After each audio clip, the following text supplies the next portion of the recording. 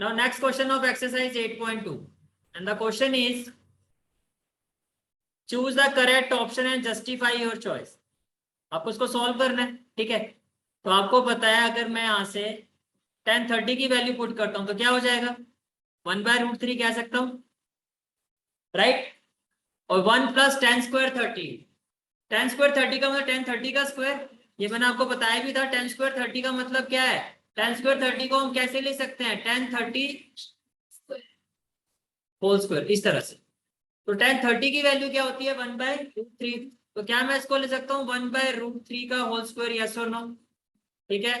तो equal to में क्या हो जाएगा, ये हो जाएगा आपका न्यूमरेटर में तो हो जाएगा 2/√3 हो जाएगा, ठीक है। और ये हो जाएगा आपका 1 प्लस 1 का स्क्वायर करोगे 1√3 का स्क्वायर करोगे 3, ये क्लियर हो गया, ठीक है। तो ये हो गया आपका 2/√3। यहाँ से एलसीएम लोगे तो क्या आएगा 3, 3 1 जा 3, 3 प्लस 1 क्या हो जाएगा 4। ये फ्रैक्शन जब न्यूमरेटर में जाएगा तो क्या हो जाएगा रेसिप्रोकेट हो जाएगा।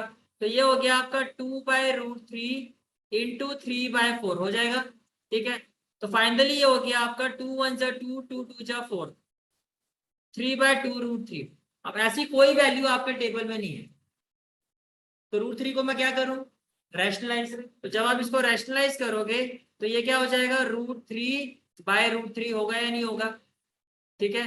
तो ये हो जाएगा आपका 3√3, √3 को √3 से मल्टीप्लाई करोगे तो और 3 2 जा 6, 3 1 जा 3, 3 2 जा 6, √3/2 sin 60 की वैल्यू क्या होती है। तो can I say that A is the right option, yes और नो। क्लियर है यहां तक, चले आगे। किसको यहाँ कह रहे हो √3 और √3 को, फिर लिखा क्यों, फिर रैशनलाइज करने के लिए लिखा, उसी को काट दोगे दोबारा वहीं के वहीं आ जाओगे भाई।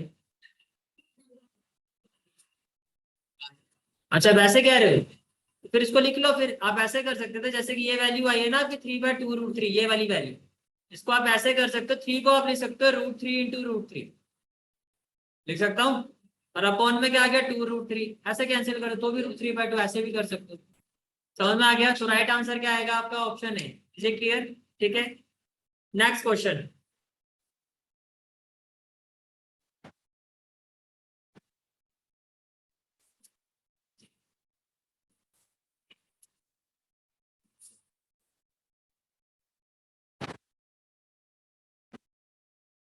This is a part 2।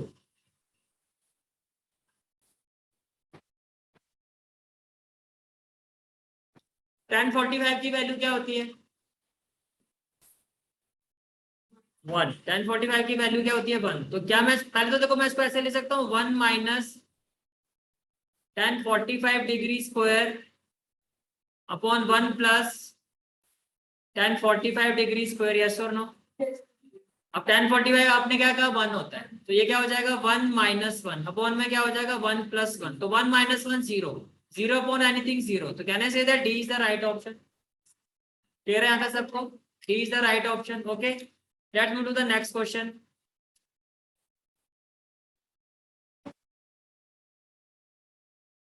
Part 3,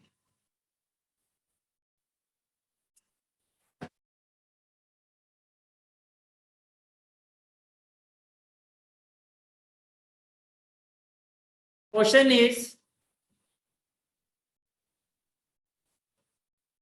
sin 2a equal to 2 sin is 2 when a is equal to, आपको कहा जा रहा है कि sin 2a is equal to 2 sin a, तो किस वैल्यू में ये चीज पॉसिबल है। These are the various value 0 degree 30 degree 45 60। चलो एक ही जगह 0 डिग्री पुट करते हैं, तो sin 2 एक ही जगह हो गया 0, इक्वल टू में हो गया 2 sin, ये भी हो गया 0 डिग्री, ये समझ में आ रहा है। तो ये तो sin 0 डिग्री हो जाएगा ना, और ये हो जाएगा 2 sin 0 डिग्री, यस और नो। sin 0 डिग्री की वैल्यू क्या होती है 0, sin 0 डिग्री की वैल्यू क्या होती है 0, तो ये भी 0, 2 इंटू फिर sin 0 डिग्री की वैल्यू 0, किसी को 0 से मल्टीप्लाई करोगे क्या आएगा, क्या नहीं से दैट ये इक्वल आ रहा है। तो किस वैल्यू में ये चीज पॉसिबल है, जब ए क्या हो 0 डिग्री, तो A is the right option, is it clear. If you have any doubt then raise your hand. चलो मैं आगे, ठीक है।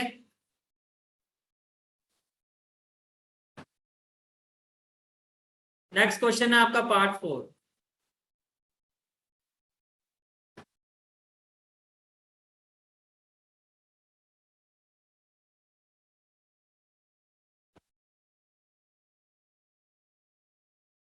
This is our part 4। tan 30 की वैल्यू क्या होती है? 1/√3। तो tan 30 की जगह आपने लिखा 1/√3। Is it clear? Upon 1 minus ten square 30। 1 minus फिर tan 30 को मैं लिखूंगा 1/√3। अब यहाँ स्क्वायर है तो क्या मैं इसको यहाँ लिखूं स्क्वायर? Is it clear? ठीक है, तो इक्वल टू में क्या हो जाएगा ये आपका? हाँ जी, tan 30 की वैल्यू डाल दी आपने 1/√3, फिर 1 माइनस लिखा आपने 1/√3 का स्क्वायर कर दिया। यहाँ तक क्लियर है सारी चीजें? ठीक है, अब ये हो जाएगा 2/√3 न्यूमरेटर में होगा। 1 माइनस 1 का स्क्वायर करोगे तो क्या होगा? 1 का स्क्वायर करोगे तो क्या होगा? 1। और √3 का स्क्वायर करोगे तो क्या हो जाएगा? 3। यहाँ तक क्लियर है सारी चीजें? ठीक है, ये हो जाएगा आपका 2/√3। 3 माइनस 1 क्या हो जाएगा? 2/3। ये क्लियर है? आगे क्या हो जाएगा? 2/√3। ये 2/3 है, रेसिप्रोकेट करूंगा तो क्या हो जाएगा? 3/2। ये समझ में आ रहा है? 2 से तो 2 कैंसिल हो जाएगा। क्या मैं 3 को लिखूं ऐसे √3 इंटू √3 लिख सकता हूँ? अपॉन में क्या हो गया आपका? √3। ये भी कैंसिल, तो क्या आ रहा है आंसर? √3। अब ऑप्शन में देखो √3 है नहीं, ऑप्शन में तो इनकी वैल्यू है, तो √3 कहने से tan 60 डिग्री की वैल्यू होती है। तो राइट आंसर क्या हो गया? cot 30 ऑप्शन में भी तो होना चाहिए, कहां से लेके आओ? क्लियर है यहां तक? ठीक है, मतलब ऑप्शन से देखना है ना मुझे, ऑप्शन क्या क्या है। ठीक है, चलो भाई नेक्स्ट क्वेश्चन में चलते हैं। क्वेश्चन नंबर 3, ये भाई एग्जाम में भी आ चुका है क्वेश्चन पहले, हालांकि कोई इतना खास नहीं है, लेकिन पेपर में सीबीएसई बोर्ड में ये आ चुका है। मैंने खास नहीं है तो भाई पहले लिखने वाला था, इंपॉर्टेंट लिख लेता हूँ। मैंने कहा थे खास नहीं है तो इसको ये हो गया कि सर तो देख लेनी, फिर नहीं भाई मैं जो खास नहीं होते वो भी दे देता हूँ पैसे। सब बुक नहीं लाया, कोई नहीं।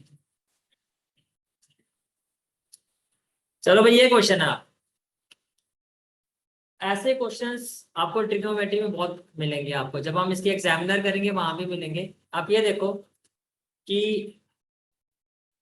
tan a प्लस बी किसके इक्वल है? रूट। तो जब भी ऐसा क्वेश्चन आता है कि एक तरफ तो tan a प्लस बी है फंक्शन है और दूसरी तरफ नॉर्मल नंबर है, तो ऐसे तो आप इसको सॉल्व भी नहीं कर सकते।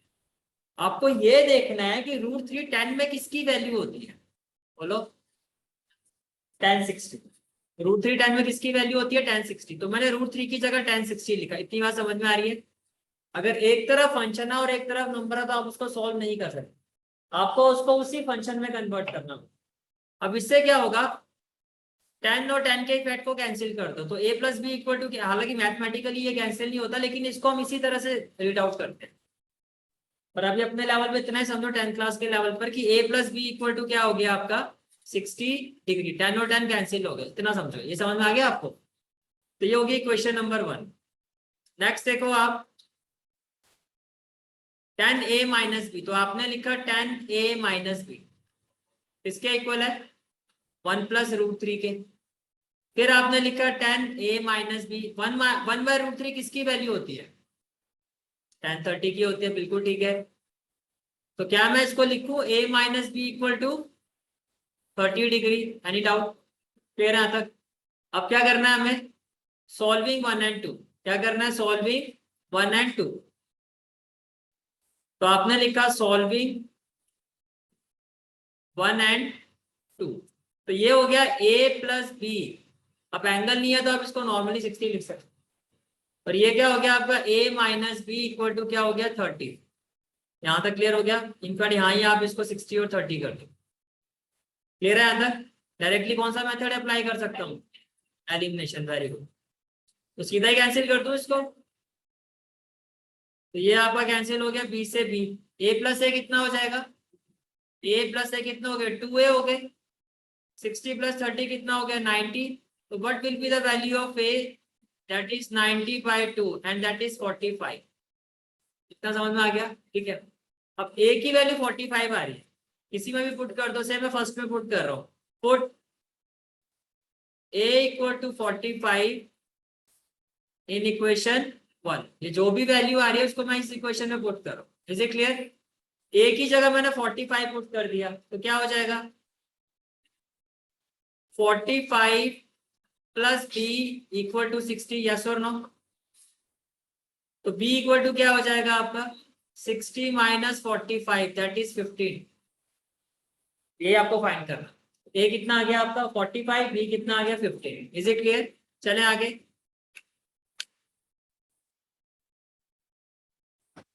Last question of this exercise, last question.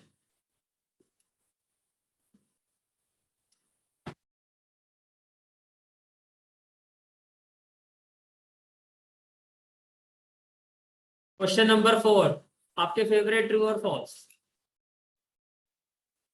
चलो जी, सबसे पहले ट्राई करते हैं first part. Sine a plus b equal to sine a plus sine b. अब ऐसे तो देख के तो कुछ नहीं कह सकते हम, कोई वैल्यू लेके देखते हैं। मान लो ए को मैंने ले लिया 60 और बी को मैंने क्या ले लिया 30। तो यहाँ भी ये क्या हो जाएगा 60, यहाँ क्या हो जाएगा 30। तो जो लेफ्ट हैंड साइड है, जो आपकी लेफ्ट हैंड साइड है, कहने से इधर जो आपकी लेफ्ट हैंड साइड है वो हो गया साइन 90 हो गया। और राइट हैंड साइड में क्या, तो साइन 90 की वैल्यू क्या होती है पहले ये बताओ 1। टेबल में सबसे लास्ट जो है वो 90 डिग्री था। 0, 30, 45, 60, 90 क्लियर है यहां तक? अब राइट हैंड साइड पर आ जाओ। राइट हैंड साइड क्या है आपकी साइन 60। तो यहाँ आपने लिखा साइन 60 डिग्री, प्लस में क्या हो गया साइन 30 डिग्री। साइन 60 डिग्री की वैल्यू क्या होती है √3/2।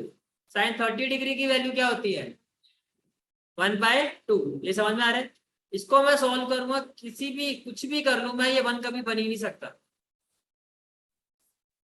हाँ जी, कैसे हो जाएगा भाई? साइन 60 प्लस साइन 30 है, दोनों डिफरेंट एंगल है। फंक्शन में डिफरेंट एंगल कभी प्लस नहीं होते। अभी नया शुरू किया तो आपको बड़ी चीजें समझ में आ रही होगी। ये नॉर्मल आपका नहीं है 60 और 30 90। फंक्शन में साइन 60, आप देखो ना साइन 60 की वैल्यू क्या है, जो मर्जी लो। किसको लिख दो साइन 90, वही तो पूछ रहा हूँ। साइन, आप एक बात बताओ, अगर मैं 60 डिग्री का एंगल बनाता हूँ और 30 डिग्री का एंगल बनाता हूँ, क्या दोनों सेम है?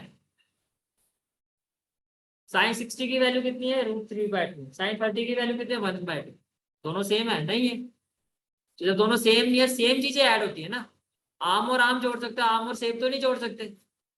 मैं कहूँ 2 आम और 3 सेब कितने आम, कहोगे जी 2 ही आम है। ज्यादा समझदार तो 5 भी बता दोगे।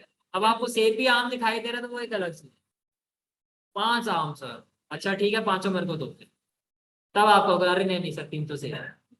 तो जब एडिशन कर रहे हो तो बेसिक लेवल पे क्या होता है, सेम चीज होनी चाहिए। ये सेम चीज नहीं है तो ये जुड़ेगी नहीं। फिर आपने इसकी वैल्यू निकाली, वैल्यू निकाल के देखा तो फिर 1 आना चाहिए, 1 ये है नहीं। तो इसका मतलब ये फॉल्स है। ये क्या है आपका फॉल्स। तो फर्स्ट पार्ट क्लियर हो गया, फर्स्ट पार्ट क्लियर हो गया। ठीक है आगे देखो। The value of sine theta increases as theta increases. Sine theta की वैल्यू क्या होती है आपकी, यार जैसे जैसे आप हम लेफ्ट टू राइट बढ़ते जाते हैं साइन थीटा की वैल्यू इंक्रीज होते जाती है। तो जरा मुझे बताओ साइन 0 की वैल्यू क्या, साइन 30 की वैल्यू, साइन 45 की वैल्यू, साइन 60 की वैल्यू, साइन 90 की वैल्यू। अब ये वैल्यू बढ़ रही है नहीं बढ़ रही? ये ट्रू हुआ फिर जैसे जैसे हम लेफ्ट टू राइट बढ़ते जाते हैं इसकी वैल्यू क्या होते जाती है इंक्रीज होते जाती है। यहाँ तक क्लियर है सारी चीजें? ठीक है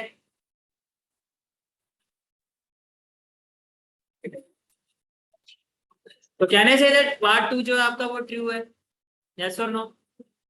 मानते हो इस चीज को?